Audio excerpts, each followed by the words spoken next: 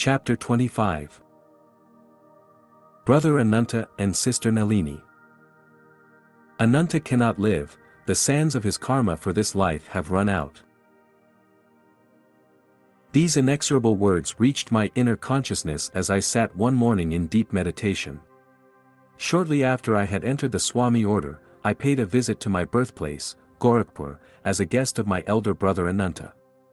A sudden illness confined him to his bed. I nursed him lovingly.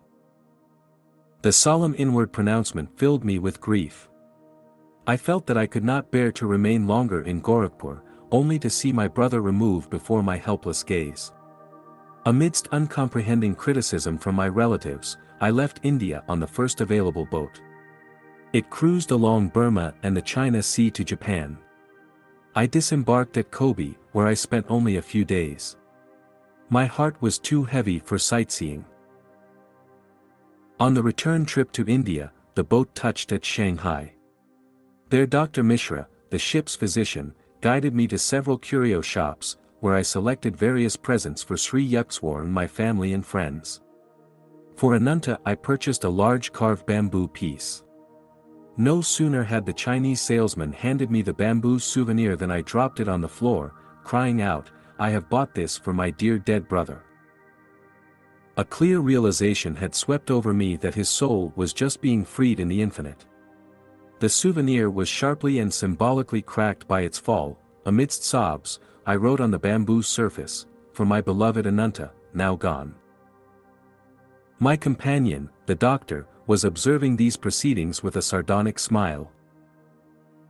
"Save your tears," he remarked. "Why shed them until you are sure he is dead?"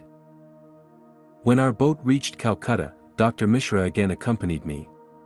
My youngest brother Bishnu was waiting to greet me at the dock.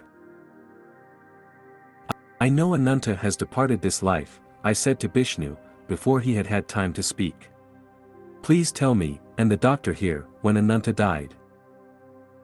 Bishnu named the date, which was the very day that I had bought the souvenirs in Shanghai. "Look here," Dr. Mishra ejaculated. "Don't let any word of this get around. The professors will be adding a year's study of mental telepathy to the medical course, which is already long enough." Father embraced me warmly as I entered our Gurpur road home. "You have come," he said tenderly. 2 large tears dropped from his eyes. Ordinarily undemonstrative, he had never before shown me these signs of affection. Outwardly the grave father, inwardly he possessed the melting heart of a mother. In all his dealings with the family, his dual parental role was distinctly manifest. Soon after Ananta's passing, my younger sister Nalini was brought back from death's door by a divine healing. Before relating the story, I will refer to a few phases of her earlier life. The childhood relationship between Nalini and myself had not been of the happiest nature. I was very thin, she was thinner still. Through an unconscious motive or complex, which psychiatrists will have no difficulty in identifying, I often used to tease my sister about her cadaverous appearance. Her retorts were equally permeated with the callous frankness of extreme youth. Sometimes mother intervened, ending the childish quarrels, temporarily, by a gentle box on my ear, as the elder ear. Time passed. Nalini was betrothed to a young Calcutta physician, Panchanan Bose. He received a generous dowry from father, presumably, as I remarked to sister, to compensate the bridegroom-to-be for his fate in allying himself with a human beanpole. Elaborate marriage rites were celebrated in due time. On the wedding night, I joined the large and jovial group of relatives in the living room of our Calcutta home. The bridegroom was leaning on an immense gold-brocaded pillow, with Nalini at his side. A gorgeous purple silk sari could not, alas, wholly hide her angularity. I sheltered myself behind the pillow of my new brother-in-law and grinned at him in friendly fashion. He had never seen Nalini until the day of the nuptial ceremony, when he finally learned what he was getting in the matrimonial lottery. Feeling my sympathy, Dr. Bose pointed unobtrusively to Nalini, and whispered in my ear, "Say, what's this?" "Why, "Doctor," I replied, "it is a skeleton for your observation." Convulsed with mirth, my brother-in-law and I were hard put to it to maintain the proper decorum before our assembled relatives.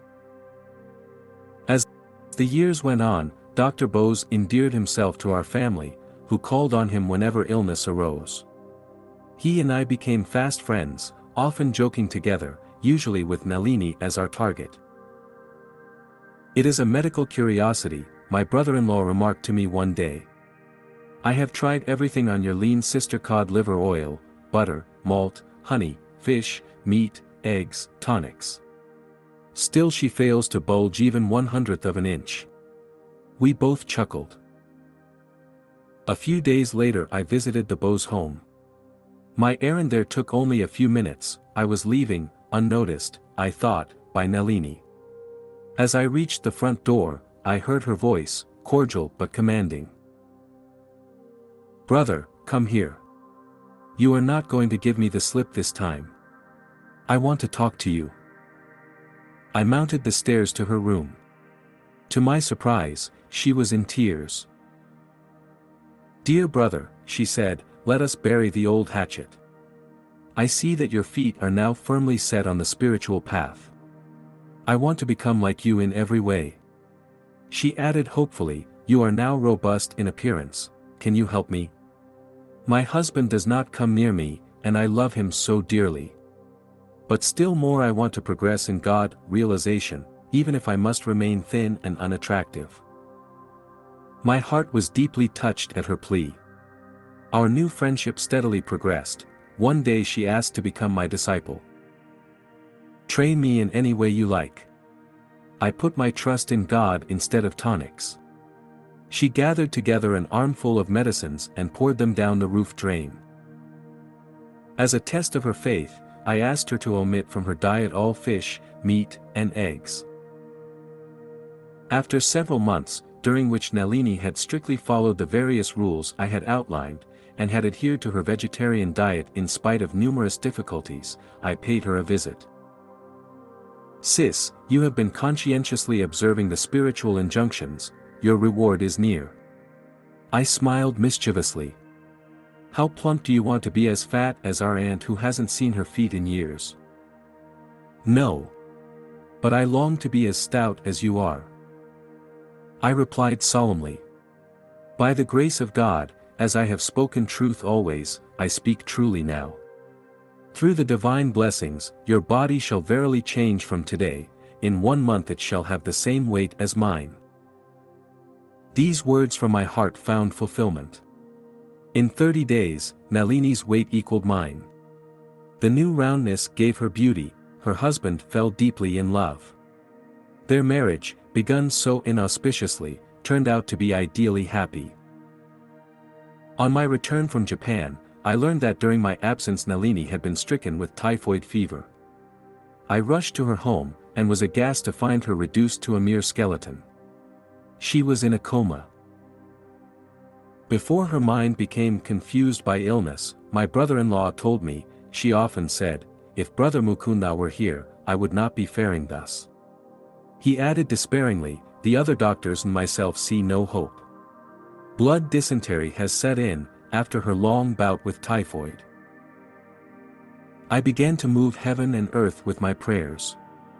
Engaging an Anglo-Indian nurse, who gave me full cooperation, I applied to my sister various yoga techniques of healing. The blood dysentery disappeared.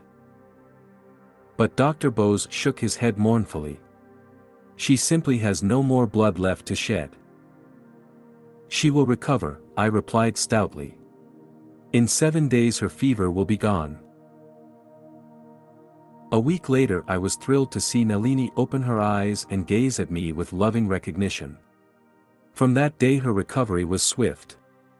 Although she regained her usual weight, she bore one sad scar of her nearly fatal illness: her legs were paralyzed.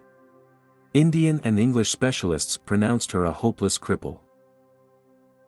The incessant war for her life which I had waged by prayer had exhausted me. I went to Serampore to ask Sri Yukswar's help. His eyes expressed deep sympathy as I told him of Nalini's plight.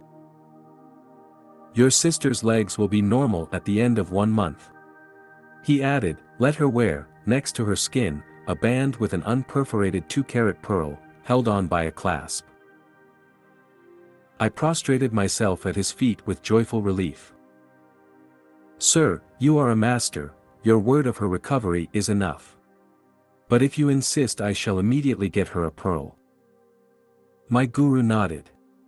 Yes, do that. He went on to correctly describe the physical and mental characteristics of Nalini, whom he had never seen. Sir, I inquired, is this an astrological analysis? You do not know her birthday or hour. 𝑧𝙤𝒈𝙖𝒏𝙖𝒏𝙙𝒂 smiled. There is a deeper astrology, not dependent on the testimony of calendars and clocks. Each man is a part of the Creator, or cosmic man, he has a heavenly body as well as one of earth.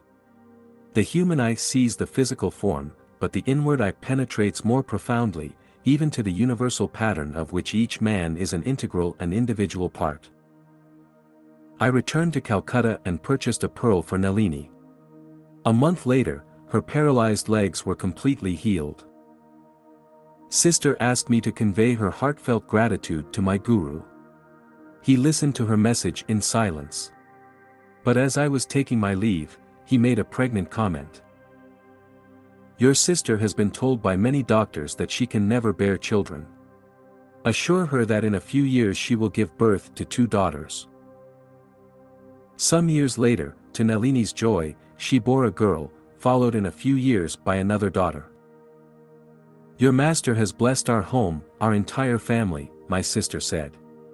The presence of such a man is a sanctification on the whole of India. Dear brother, please tell 𝑧𝙤𝒈𝙖𝒏𝙖𝒏𝙙𝒂 that, through you, I humbly count myself as one of his Kriya Yoga disciples.